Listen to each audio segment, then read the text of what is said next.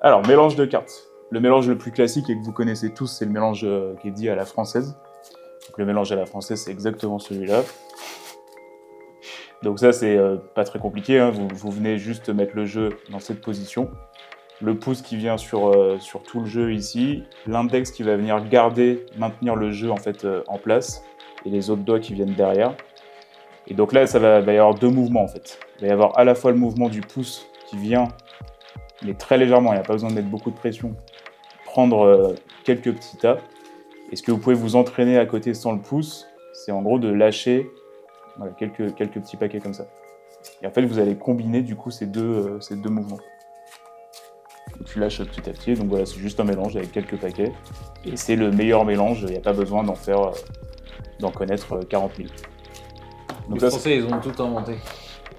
Simple, efficace, il n'y a pas mieux. Et maintenant, on va faire le mélange américain, vous allez voir un peu plus pompeux, hein, ce mélange-là. Bon, en gros, ça va se passer comme ça. Ça fait des jolis bruits.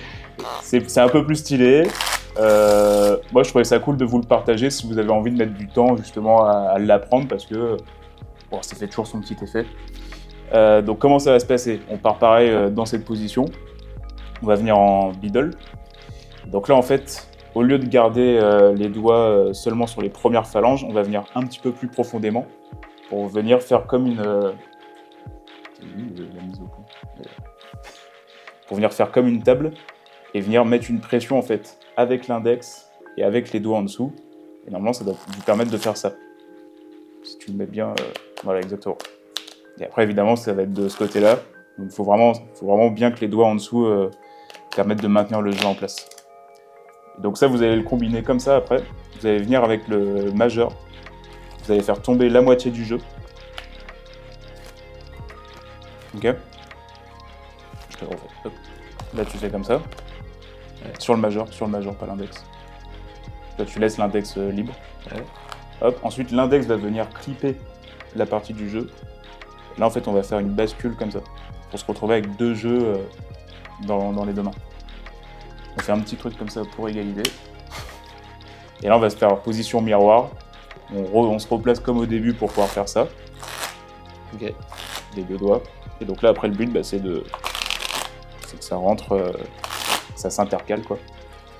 Donc ça demandera sûrement un peu de pratique. Et surtout que non, mais en plus, les jeux neufs glissent énormément. Donc c'est normal si au début, c'est un petit peu galère.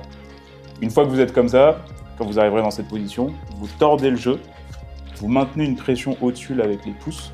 Et en fait, vous allez voir au fur et à mesure, quand vous allez détendre, hop, ça va se faire tout seul. C'est logique.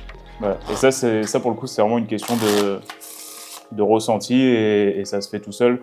Voilà, je trouvais ça cool de vous l'apprendre parce que si vous avez envie de pratiquer, c'est un mélange qui est trop cool à apprendre. Et si vous jouez au poker et que vous arrivez, ne le faites pas du tout en arrivant à la table. Sinon, vous dégagez tout de suite. Ouais, c'est interdit.